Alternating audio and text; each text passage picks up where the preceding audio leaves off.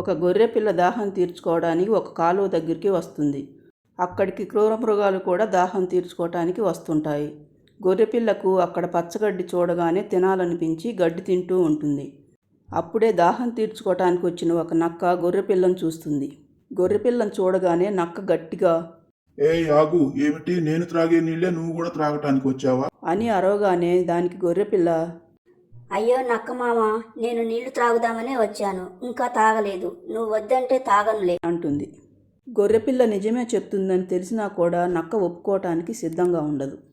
నాతో ఎదురు మాట్లాడటానికి నీకెంత ధైర్యం?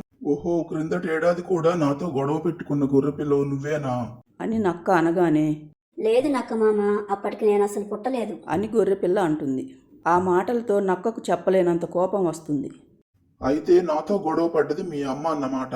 మరి అప్పుడు నువ్వు మీ అమ్మ కడుపులోనే కదా ఉన్నావు, కాబట్టి మీ అమ్మ గొడవ పడితే నువ్వు పడ్డట్టే, అందుకే నీకు శిక్ష పడాలి అంటూ ఒక్కసారిగా గొర్రెపిల్ల మీదకి దూకుతుంది. ఇంతలో నీళ్లలో నుండి ఒక ముసలి బయటికి వచ్చి నక్క కాలు పట్టుకొని నీళ్లలోకి లాక్కెళ్ళి చంపేస్తుంది. తర్వాత తినటం మొదలు పెడుతుంది.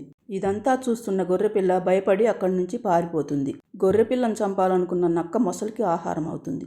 చూశారుగా ఫ్రెండ్స్, వీడియో నచ్చితే లైక్ చేయండి, నా ఛానల్ సబ్స్క్రైబ్ చేసుకోండి ప్లీజ్.